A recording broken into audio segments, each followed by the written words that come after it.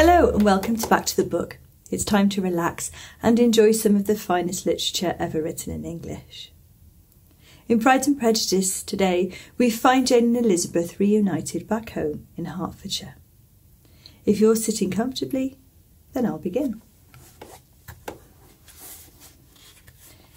Elizabeth's impatience to acquaint Jane with what had happened could no longer be overcome, and at length resolving to suppress every particular in which her sister was concerned, and preparing her to be surprised, she related to her the next morning the chief of the scene between Mr. Darcy and herself. Miss Bennet's astonishment was soon lessened by the strong sisterly partiality which made any admiration of Elizabeth appear perfectly natural, and all surprise was shortly lost in other feelings. She was sorry that Mr. Darcy should have delivered his sentiments in a manner so little suited to recommend them, but still more was she grieved for the unhappiness which her sister's refusal must have given him. "His being so sure of succeeding was wrong," she said, "and certainly ought not to have appeared, but considering how much it must increase his disappointment." "Indeed," replied Elizabeth, "I am heartily sorry for him, but he has other feelings which will soon drive away his regard for me. You do not blame me, however, for refusing him?" "Blame you? Oh, no. But you blame me for having spoken so warmly of Wickham." "No, I do not know what you were wrong in saying what you did." "But you will know it when I have told you what happened the very next day." And she then spoke of the letter, repeating the whole of its contents as far as they concerned George Wickham. What a stroke was this for poor Jane, who would willingly have gone through the world without believing that so much wickedness existed in the whole race of mankind as were here collected in one individual. Nor was Darcy's vindication, though grateful to her feelings, capable of consoling her for such discovery. Most earnestly did she labour to prove the probability of error, and to seek to clear one without involving the other. "This will not do," said Elizabeth. "You never will be able to make both of them good for anything. Take your choice, but you must be satisfied with only one. There is but such a quantity of merit between them, just enough to make one good sort of man, and of late it has been shifting about pretty much. For my part, I am inclined to believe it all Mr. Darcy's, but you shall do as you choose." It was some time, however, before a smile could be extorted from Jane. "I do not know when I have been more shocked," said she. "Wickham so very bad! It is almost past belief. And poor Mr. Darcy, dear Lizzie, only consider what he must have suffered. Such a disappointment, and with the knowledge of your ill opinion too, and having to relate such a thing of his sister. It is really too distressing. I am sure you must feel it so." "Oh, no, my regret and compassion are all done away by seeing you so full of both. I know you will do him such ample justice, that I am growing every moment more unconcerned and indifferent. Your profusion makes me saving, and if you lament over him much longer, my heart will be as light as a feather." "Poor Wickham! There is such an expression of goodness in his countenance, such an openness and gentleness in his manner." "There certainly were some great mismanagement in the education of those two young men. One has got all the goodness, and the other all the appearance of it." "I never thought Mr. Darcy so deficient in the appearance of it as you used to do. And yet I meant to be uncommonly clever in taking so decided a dislike to him without any reason. It is such a spur to one's genius, such an opening for wit, to have a dislike of that kind. One may be continually abusive without saying anything just, but one cannot be always laughing at a man without now and then stumbling on something witty." "Lizzie, when you first read that letter, I am sure you could not treat the manner as you do now." "Indeed I could not. I was uncomfortable enough. I was very uncomfortable, you may say unhappy, and with no one to speak to of what I felt, no Jane to comfort me and say that I had not been so very weak and vain and nonsensical as I knew I had. Oh, how I wanted you!" How unfortunate that you should have used such very strong expressions in speaking of Wickham to Mr. Darcy, for now they do appear wholly undeserved. Certainly, but the misfortune of speaking with bitterness is a most natural consequence of the prejudices I have been encouraging. There is one point on which I want your advice. I want to be told whether I ought or ought not to make our acquaintance in general understand Wickham's character. Miss Bennet paused a little, and then replied, "Surely there can be no occasion for exposing him so dreadfully. What is your own opinion?" "That it ought not to be attempted. Mr. Darcy has not authorised me to make his communication public.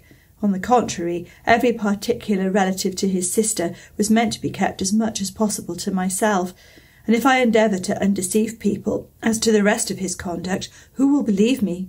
The general prejudice against Mr. Darcy is so violent that it would be the death of half the good people in Meryton to attempt to place him in an amiable light. I am not equal to it. Wickham will soon be gone, and therefore it will not signify to anybody here what he really is. Some time hence it will be all found out, and then we may laugh at their stupidity in not knowing it before. At present I will say nothing about it." "You are quite right. To have his errors made public might ruin him for ever. He is now perhaps sorry for what he has done, and anxious to re-establish a character. We must not make him desperate." The tumult of Elizabeth's mind was allayed by this conversation. She had got rid of two of the secrets which had weighed on her for a fortnight, and was certain of a willing listener in Jane, whenever she might wish to talk of either again. But there was still something lurking behind, of which prudence forbade the disclosure. She dared not relate the other half of Mr. Darcy's letter, nor explain to her sister how sincerely she had been valued by his friend. Here was knowledge in which no one could partake, and she was sensible that nothing less than a perfect understanding between the parties could justify her in throwing off this last encumbrance of mystery. "And then," she said, "if that very improbable event should ever take place, I shall merely be able to tell what Bingley may tell in a much more agreeable manner himself. The liberty of communication cannot be mine till it has lost all its value." She was now, on being settled at home, at leisure to observe the real state of her sister's spirits. Jane was not happy. She still cherished a very tender affection for Bingley. Having never even fancied herself in love before, her regard had all the warmth of first attachment, and from her age and disposition greater steadiness than first attachments often boast, and so fervently did she value his remembrance, and prefer him to every other man, that all her good sense, and all her attention to the feelings of her friends, were requisite to check the indulgence of those regrets which must have been injurious to her own health and their tranquillity. "Well, Lizzie," said Mrs. Bennet one day, "what is your opinion now of this sad business of Jane's? For my part, I am determined never to speak of it again to anybody. I told my sister Philip so the other day, but I cannot find out that Jane saw anything of him in London. Well, he is a very undeserving young man, and I do not suppose there is the least chance in the world of her ever getting him now. There is no talk of his coming to Netherfield again in the summer, and I have inquired of everybody too who is likely to know." "I do not believe he will ever live at Netherfield any more." "Oh, well, it is just as he chooses. Nobody wants him to come, though I shall always say that he used my daughter extremely ill, and if I was her, I would not have put up with it. Well, my comfort is, I am sure Jane will die of a broken heart, and then he will be sorry for what he has done."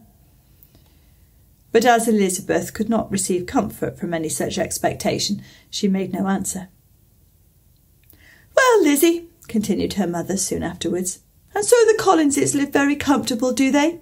Well, I only hope it will last. And what sort of table do they keep? Charlotte is an excellent manager, I dare say. If she is half as sharp as her mother, she is saving enough.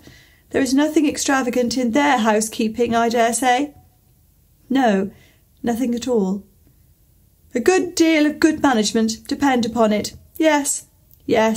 They will take care not to outrun their income. They will never be distressed for money. Well, much good may it do them.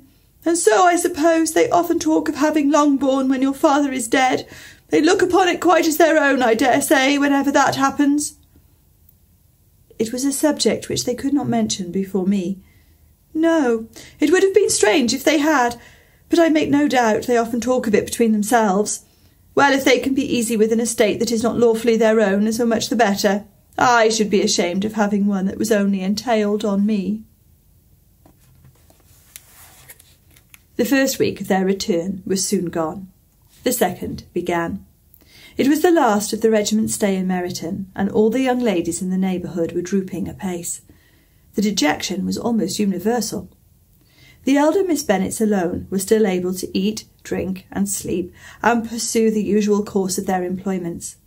Very frequently were they reproached for this insensibility by Kitty and Lydia, whose own misery was extreme, and who could not comprehend such hard-heartedness in any of the family.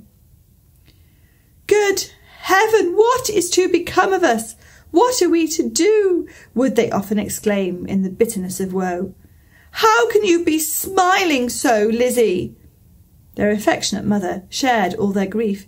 She remembered what she had herself endured on a similar occasion 25 years ago. "I am sure," she said, "I cried for 2 days altogether when Colonel Miller's regiment went away. I thought I should have broke my heart." "I am sure I shall break mine," said Lydia. "If one could but go to Brighton," observed Mrs. Bennet. "Oh, yes, if one could but go to Brighton, but Papa is so disagreeable." "A little sea-bathing would set me up for ever." "And my Aunt Phillips is sure it would do me a great deal of good," added Kitty. Such were the kind of lamentations resounding perpetually through Longbourn House. Elizabeth tried to be diverted by them, but all sense of pleasure was lost in shame. She felt anew the justice of Mr. Darcy's observations, and never had she before been so much disposed to pardon his interference in the views of his friend. But the gloom of Lydia's prospect was shortly cleared away, for she received an invitation from Mrs. Foster, the wife of the colonel of the regiment, to accompany her to Brighton. This invaluable friend was a very young woman, and very lately married. A resemblance in good humour and good spirits had recommended her and Lydia to each other, and out of their 3 months' acquaintance they had been intimate too. The rapture of Lydia on this occasion, her adoration of Mrs. Foster, the delight of Mrs. Bennet, and the mortification of Kitty are scarcely to be described. Wholly inattentive to her sister's feelings, Lydia flew about the house in restless ecstasy, calling for everyone's congratulations, and laughing and talking with more violence than ever, whilst the luckless Kitty continued in the parlour, repining at her fate in terms as unreasonable as her accent was peevish. "I cannot see why Mrs. Foster should not ask me as well as Lydia," said she, "though I am not her particular friend. I have just as much right to be asked as she has, and more too, for I am 2 years older." In vain did Elizabeth attempt to make her reasonable, and Jane to make her resigned. As for Elizabeth herself, this invitation was so far from exciting in her the same feelings as in her mother and Lydia, that she considered it as the death warrant of all possibility of common sense for the latter, and detestable as such a step must make her, were it known. She could not help secretly advising her father not to let her go. She represented to him all the improprieties of Lydia's general behaviour, the little advantage she could derive from the friendship of such a woman as Mrs. Foster, and the probability of her being yet more imprudent with such a companion at Brighton, where the temptations must be greater than at home. He heard her attentively, and then said, "Lydia will never be easy till she has exposed herself in some public place or other, and we can never expect to do it with so little expense or inconvenience to her family as under the present circumstances." "If you were aware," said Elizabeth, "the very great disadvantage to us all which must arise from the public notice of Lydia's unguarded and imprudent manner, nay, which has already arisen from it, I am sure you would judge differently in the affair." "Already arisen?" repeated Mr. Bennet. "What, has she frightened away some of your lovers? Poor little Lizzie! But do not be cast down. Such squeamish youths as cannot bear to be connected with a little absurdity are not worth the regret. Come, let me see the list of pitiful fellows who have been kept aloof by Lydia's folly. Indeed, you are mistaken. I have no such injuries to resent. It is not of peculiar, but of general evils, which I am now complaining. Our importance, our respectability in the world, must be affected by this wild volatility, the assurance and disdain of all restraint which mark Lydia's character. Excuse me, for I must speak plainly. If you, my dear father, will not take the trouble of checking her exuberant spirits, and of teaching her that her present pursuits are not to be the business of her life, she will soon be beyond the reach of amendment. Her character will be fixed, and she will, at 16, be the most determined flirt that was ever made herself and her family ridiculous. A flirt, too, in the worst and meanest degree of flirtation, without any attraction beyond youth and a tolerable person, and from the ignorance and emptiness of her mind, wholly unable to ward off any portion of that universal contempt which her rage for admiration will excite. In this danger Kitty is also comprehended. She will follow wherever Lydia leads. Vain, ignorant, idle, and absolutely uncontrolled. Oh, my dear father, can you suppose it possible that they will not be censured and despised wherever they are known, and that their sisters will not be often involved in the disgrace? Mr. Bennet saw that her whole heart was in the subject, and affectionately taking her hand, said in reply, "Do not make yourself easy, my love. Whenever you and Jane are known, you must be respected and valued, and you will not appear to less advantage for having a couple of, or I may say 3, very silly sisters. We shall have no peace at Longbourn if Lydia does not go to Brighton. Let her go then. Colonel Forster is a sensible man, and will keep her out of any real mischief, and she is luckily too poor to be an object of prey to anybody. At Brighton she will be of less importance, even as a common flirt, than she had been here. The officers will find women better worth their notice. Let us hope, therefore, that her being there may teach her her own insignificance. At any rate, she cannot grow many degrees worse, without authorizing us to lock her up for the rest of her life." With this answer, Elizabeth was forced to be content, but her own opinion continued the same, and she left him disappointed and sorry. It was not in her nature, however, to increase her vexations by dwelling on them. She was confident of having performed her duty, and to fret over unavoidable evils, or augment them by anxiety, had no part of her disposition. Had Lydia and her mother known the substance of her conference with her father, their indignation would hardly have found expression in their united volubility. In Lydia's imagination, a visit to Brighton comprised every possibility of earthly happiness. She saw with the creative eye of fancy the streets of that gay bathing place covered with officers. She saw herself the object of attention to tens and to scores of them at present unknown. She saw all the glories of the camp, its tents stretched forth in beauteous uniformity of lines, crowded with the young and the gay, and dazzling with scarlet, and to complete the view, she saw herself seated beneath a tent, tenderly flirting with at least 6 officers at once. Had she known that her sister sought to tear her from such prospects and such realities as these, what would have been her sensations? They could have been understood only by her mother, who might have felt nearly the same. Lydia's going to Brighton was all that consoled her for the melancholy conviction of her husband's never intending to go there himself.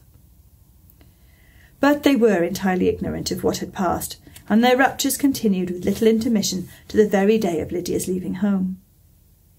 Elizabeth was now to see Mr. Wickham for the last time. Having been frequently in company with him since her return, agitation was pretty well over, the agitations of former partiality entirely so. She had even learnt to detect, in the very gentleness which he first delighted her, an affectation and a sameness to disgust and weary. In his present behaviour to herself, moreover, she had a fresh source of displeasure, for the inclination he soon testified of renewing those attentions which had marked the early part of their acquaintance could only serve, after what had since passed, to provoke her.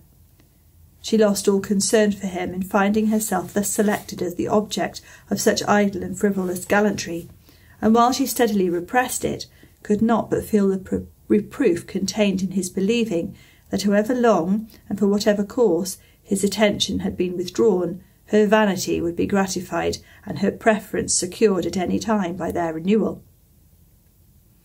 On the very last day of the regiment's remaining in Meryton, he dined with others of the officers at Longbourn, and so little was Elizabeth disposed to part from him in good humour that on his making some inquiry as to the manner in which her time had passed at Hunsford, she mentioned Colonel Fitzwilliam's and Mr. Darcy's having both spent 3 weeks at Rosings, and asked him if he were acquainted with the former.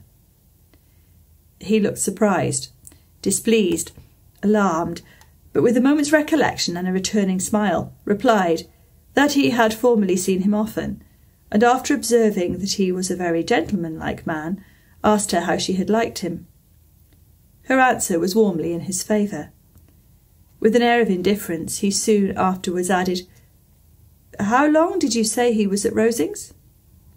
"Nearly 3 weeks." "And you saw him frequently?" "Yes, almost every day." "His manners are very different from his cousin's." "Yes, very different, but I think Mr. Darcy improves on acquaintance." "Indeed!" cried Wickham, with a look which did not escape her. "And pray may I ask—" But checking himself, he added in a gayer tone, "Is it in address that he improves? Has he deigned to add aught of civility to his ordinary style? For I dare not hope," he continued in a lower and more serious tone, "that he is improved in essentials." "Oh, no," said Elizabeth. "In essentials, I believe, he is very much what he ever was." While she spoke, Wickham looked as if he scarcely knowing whether to rejoice over her words or to distrust their meaning. There was a something in her countenance which made him listen with an apprehensive and anxious attention, while she added, "When I said that he improved on acquaintance, I did not mean that either his mind or manners were in a state of improvement, but that from knowing him better, his disposition was better understood." Wickham's alarm now appeared in a heightened complexion and an agitated look. For a few minutes he was silent, till, shaking off his embarrassment, he turned to her again, and said in the gentlest of accents, "You, who so well know my feelings towards Mr. Darcy, will readily comprehend how sincerely I must rejoice that he is wise enough to assume even the appearance of what is right. His pride in that direction may be of service, if not to himself, to many others, for it must deter him from such foul misconduct as I have suffered by. I only fear that the sort of cautiousness to which you, I imagine, have been alluding, is merely adopted on his visits to his aunt, of whose good opinion and judgment he stands much in awe. His fear of her has always operated, I know, when they were together, and a good deal is to be imputed to his wish of forwarding the match with Mr. Burke, which I am certain he has very much at heart." Elizabeth could not repress a smile at this, but she answered only by a slight inclination of the head. She saw that he wanted to engage her on the old subject of his grievances, and she was in no humour to indulge him.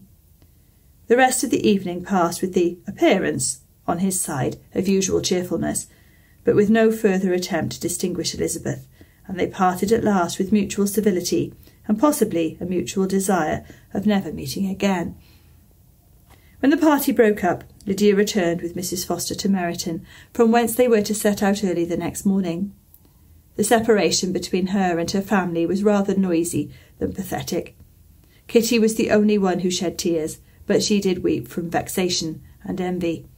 Mrs. Bennet was diffuse in her good wishes for the felicity of her daughter, and impressive in her injunctions that she would not miss the opportunity of enjoying herself as much as possible, advice which there was every reason to believe would be attended to, and in the clamorous happiness of Lydia herself in bidding farewell, the more gentle adieus of her sisters were uttered without being heard.